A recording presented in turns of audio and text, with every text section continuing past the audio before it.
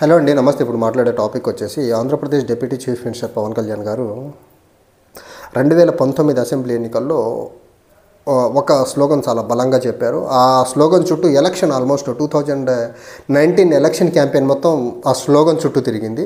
అదేంటి అంటే పవన్ కళ్యాణ్ గారు ఉత్తరాంధ్రలో టూర్ చేస్తున్నారు 2019 అసెంబ్లీ ఎన్నికలకు ముందు. ఆ చేస్తున్న క్రమంలో ఒక నిరుద్యోగ యువకుడు ఒక ప్లకార్డ్ పట్టుకొని, అన్న 25 కేజీలు బియ్యం కాదు, మాకు 25 సంవత్సరాలు, మాకు ఉద్యోగం కావాలని అడిగితే దాన్ని పవన్ కళ్యాణ్ గారు అన్వయించుకొని, మీకు 25 కేజీలు బియ్యం కాదు, నేను 25 సంవత్సరాలు జీవితం భవిష్యత్తు ఇచ్చేదానికి వచ్చానని చెప్పేసి ఆ స్లోగన్ చాలా అద్భుతంగా వాడుకొని ఆ స్లోగనీరింగ్ ప్రతి ఎలక్షన్ మీటింగ్లో పవన్ కళ్యాణ్ గారు వాడారు. 25 కేజీలు బియ్యం కాదు, 25 సంవత్సరాలు భవిష్యత్తు ఇస్తాననేసి. సో 2019లో ఓడిపోయారు, కానీ ఆ బలమైన స్లోగన్ అది. అంటే పవన్ కళ్యాణ్ గారు మాట ఇస్తే మాట మీద నిలబడతారు, అకౌంటబుల్ మనిషి.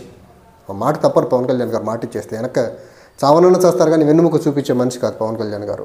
సో 2019 ఎలక్షన్ ర్యాలీలో ఉత్తరాంధ్రలో నిరుద్యోగ యువత నుంచి ఒక యువకుడు ఇచ్చిన ఏదైతే స్లోగన్ ఉందో, 25 కేజీలు బియ్యం కాదు, 25 సంవత్సరాల జీవితం అనేది, అది పవన్ కళ్యాణ్ గారికి గుర్తుందో గుర్తులేదో ఒకసారి గుర్తు చేద్దామని వీడియో చేస్తున్నా. ఈ వీడియో ఆయన దాకా వెళ్తే I will be very very happy. So ప్రభుత్వం ఏర్పడింది, thumping majority, 164 MLC on behalf of NDA alliance in Andhra Pradesh. ఎదురు లేదు కూటమికి, ఈరోజు ఏం చేయాలనో ఎదురు లేదు. అండ్ పవన్ కళ్యాణ్ గారికి అయితే ఆయన ఏం చేయాలని కూడా చేసే పరిస్థితిలో ఉన్నారు. ఆయనకు ఒక రూల్ లేదు, ఒక రెగ్యులేషన్ లేదు, కాన్స్టిట్యూషన్ లేదు, ఏదీ లేదు. ఏ మినిస్టర్ నేదన్నా అనగలడు, ఆయన ఏ ఎమ్మెల్యే నేదన్నా అనగలడు. ఇన్ని చేయగలుగుతున్న పవన్ కళ్యాణ్ గారు ఆయన చెప్పిన మాటలు కొన్ని నాకు బాగా క్యాచీగా అనిపించినాయి. ఇది 25 కేజీలు బియ్యం కాదు, 25 సంవత్సరాల భవిష్యత్తు ఆంధ్రప్రదేశ్లో యువతకి ఇచ్చేదానికి పవన్ కళ్యాణ్ గారి దగ్గర రూట్ మ్యాప్ ఏమన్నా ఉందా? ఉంటే ఆంధ్రప్రదేశ్ యువతకి ఏమన్నా వివరించగలరా? అండ్ 2019 నుంచి 2024 మధ్యకాలంలో ఆయన చెప్పిన మాట ఇంకోటి, షణ్ముఖ వ్యూహం.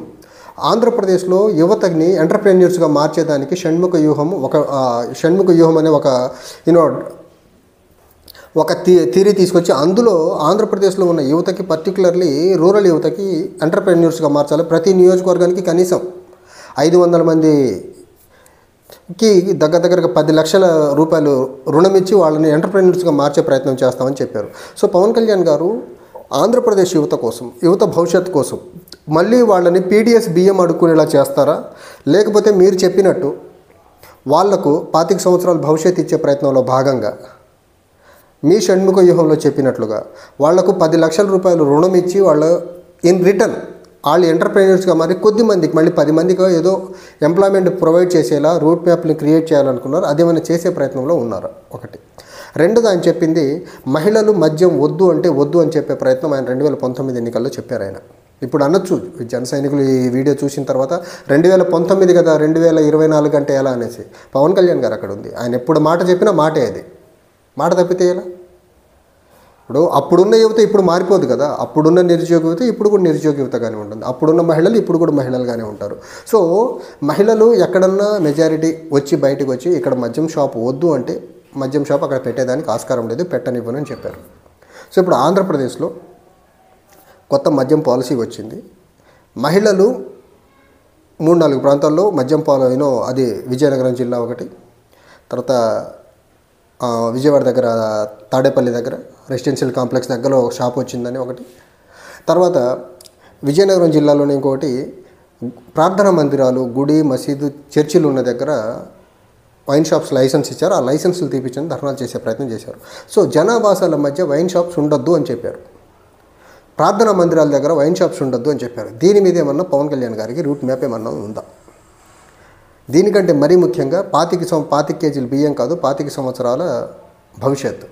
దీని మీద పవన్ కళ్యాణ్ గారు రూట్ మ్యాప్ ఏమన్నా ఉందా? నాకు తెలిసి ఆయన మొన్న 2024లో గెలిచిన దగ్గర నుంచి ఆంధ్రప్రదేశ్ యువతకి భరోసా ఇచ్చేదానికి ఇప్పటికీ నాకు తెలిసి ఒక్క మాట మాట్లాడలేదు. అది ఎంప్లాయ్మెంట్ పరంగా అవనివ్వండి, లేకపోతే ఫైనాన్షియల్ సపోర్ట్ ఇచ్చి లోన్స్ ఇచ్చి వాళ్ళని ఎంటర్ప్రెన్యూర్స్గా మార్చే విధానం అవనివ్వండి, లేకపోతే ఆంధ్రప్రదేశ్లో ఉన్న యువత ఎడ్యుకేషన్ పరంగా వాళ్ళని ఇంకా బెటర్ పాలసీ పరంగా ఏదైనా ఉన్నాయని ఈ 3 అంశాలు ఆయన ఎక్కడ మాట్లాడలేదు. సో ఆయన మాట్లాడుతుంది ఏంటంటే మతం గురించి ఎక్కువ మాట్లాడుతున్నారు, బంగ్లాదేశ్ గురించి ఎక్కువ మాట్లాడుతున్నారు, గత ప్రభుత్వం గురించి ఎక్కువ మాట్లాడుతున్నారు తప్ప ఆయన ఆంధ్రప్రదేశ్లో యువత గురించి అసలు ఏది మాట్లాడట్లేదు కాబట్టి ఆయన చెప్పిన మాట గుర్తు చేసే ప్రయత్నం చేస్తున్నాను నేను. 25 కేజీలు బియ్యం కాదు 25 సంవత్సరాల భవిష్యత్తు అని ఆయన చెప్పిన మాట ఆయనకి ఎందుకు గుర్తు చేయాలనుకుంటున్నానంటే, ఆంధ్రప్రదేశ్ యువతకి కావాల్సింది ఇప్పుడు విద్యా ఉపాధి అవకాశాలు.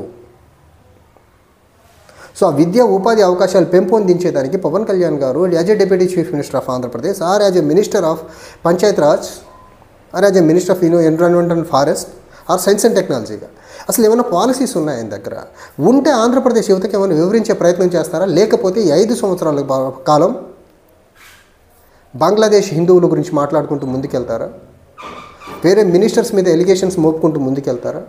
లేకపోతే సనాతన ధర్మం గురించి మాట్లాడుకుంటూ ముందుకెళ్తారా అనేది నాకు అర్థం కాని క్వశ్చన్. సో పవన్ కళ్యాణ్ గారు మాట మీద ఉండే వ్యక్తే కాదా అనేసి 5 సంవత్సరాలు తెలిసిపోతుంది మనకు. ఆయన చాలా పెద్ద పెద్ద హామీలు ఇచ్చున్నారు. షణ్ముఖ వ్యూహం చాలా వండర్ఫుల్ వ్యూహం అది పవన్ కళ్యాణ్ గారు జనసేన పార్టీ తరఫున. ఆ షణ్ముఖ వ్యూహం నుంచి రూరల్ ఏరియాస్లో ప్రతి కాన్స్టిట్యున్సీ నుంచి 500 మెంబర్స్ ఎంటర్ప్రెన్యూర్స్ని తయారు చేయాలా అనేసి అది ఆబ్జెక్టివ్. ఆ షణ్ముఖ వ్యూహంలో యూత్కు సంబంధించింది.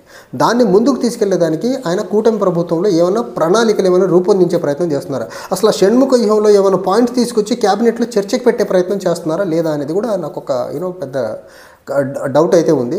ఏమైనా కానీ పవన్ కళ్యాణ్ గారు ఆయన చెప్పారు అకౌంటబుల్ పాలిటిక్సే చేస్తానని చెప్పారు. ఆ అకౌంటబుల్ పాలిటిక్స్ డైరెక్షన్లో ఆయన నడుస్తున్నారంటే నడవట్లేదు. ఆ అకౌంటబుల్ పాలిటిక్స్ చేసే డైరెక్షన్లో వెళ్ళట్లేదు. కాబట్టి ఆయన చెప్పిన మాటలు ఆయనకు ఏమన్నా ఈ వీడియో ఆయన దాకా వెళ్ళి ఆయన చెప్పిన ఇంతకు ముందు మాటలు ఆయనకి ఏమైనా గుర్తుకొచ్చి ఆ వేలో ఆయన డైరెక్షన్ ఏమన్నా వెళ్ళి ఆంధ్రప్రదేశ్ యువతకి 25 సంవత్సరాల భవిష్యత్తు కానీ షణ్ముఖ వ్యూహం ద్వారా వాళ్ళు ఎంటర్ప్రెన్యూర్స్గా మార్చే విధానం కానీ ఏమన్నా ముందుకు తీసుకొస్తారని చిన్నపాటి హోప్ నాకు అంతే. సో దేశంలో నరేంద్ర మోదీ కూడా 2014లో ఎన్నికల ర్యాలీకి వెళ్ళిన ప్రధానమంత్రి అభ్యర్థిగా ఎన్నికల ప్రచారాలకు వెళ్ళినప్పుడు ఆయన చెప్పిన మాట ఏంటంటే, ప్రతి సంవత్సరం యువతకు 2 కోట్ల ఉద్యోగం అనేసి 10 సంవత్సరాల్లో కలిపి కూడా యువతకు 2 కోట్ల ఉద్యోగాలు ఇవ్వాలి ఆయన. అలానే పవన్ కళ్యాణ్ గారు 25 కేజీలు బియ్యం కాదు 25 సంవత్సరాలు అన్నారు. ఇప్పుడు గెలుచున్నారు ఆయన. ఇప్పుడు ఏమైనా ఆయన చెప్పిన మాట మీద నిలబడే ప్రయత్నం ఏమైనా చేస్తారని కొంచెం డౌట్. ఎందుకంటే మిత్రపక్షం బీజేపీ కదా, బీజేపీ చేయట్లేదు. బీజేపీ కూడా చెప్పిన మాట మీద నిలబడట్లేదు. పవన్ కళ్యాణ్ గారు కూడా నిలబడుతున్నట్టు లేదు ఇక్కడ. ఆయన ఎన్నికలకు ముందు ఒకలా ఉన్నారు, ఇప్పుడు ఆల్ టుగెదర్ డిఫరెంట్ ట్రాక్లో వెళ్తున్నారు. ఆయన బుల్లెట్ ట్రైన్ స్పీడ్లో వెళ్తున్నారు ఆయన మతం విషయంలో. యూత్, ఎంప్లాయ్మెంట్, గ్రోత్, డెవలప్మెంట్ ఇవన్నీ ఏం లేవు ఆయనకి. ఇప్పుడు ఈరోజు కనిపిస్తుంది పవన్ కళ్యాణ్ గారికి సనాతనం, బంగ్లాదేశీ హిందువులు కనిపిస్తున్నారు ఆయనకి. లేకపోతే అదాని మీద ఏమన్నా కాన్స్పిరసీ వస్తే డీప్ స్టేట్ నెట్వర్క్ ఏమన్నా అదానికి అగెనిస్ట్గా పనిచేస్తుందేమో, ఇలాంటి అంశాలు కనిపిస్తున్నాయి. కానీ ఆంధ్రప్రదేశ్లో యువత, ఆంధ్రప్రదేశ్కి ఏది అవసరం అనేది నాకు తెలిసి పవన్ కళ్యాణ్ గారు ఈ రోజు వరకు ఆయన డిప్యూటీ సీఎం అయిన తర్వాత మాట్లాడలేదు. ఆయన ఏ కాడికి బంగ్లాదేశీ హిందువుల గురించి, పాకిస్తానీల గురించి, బంగ్లాదేశీ ఆఫ్ఘనిస్తాన్ హిందువుల గురించి, లేకపోతే సనాతన ధర్మం గురించి మాట్లాడుతున్నారు. కానీ ఆంధ్రప్రదేశ్ యువతకి పవన్ కళ్యాణ్ గారు ఇవ్వబోయే భరోసా ఏంటిది అనేసి ఆయన డిప్యూటీ సీఎం అయిన తర్వాత మాట్లాడే దాఖలాలు చేయట్లేదు. కాబట్టి ఆయన చెప్పిన మాట ఆయన గుర్తు చేసే ప్రయత్నం చేస్తున్నాను. 25 కేజీలు బియ్యం వద్దు పవన్ కళ్యాణ్ గారు, 25 సంవత్సరాల భవిష్యత్తు మీరు ఆంధ్రప్రదేశ్లో యువతకి ఇవ్వాలని కోరుకుంటున్నాను. Thank you.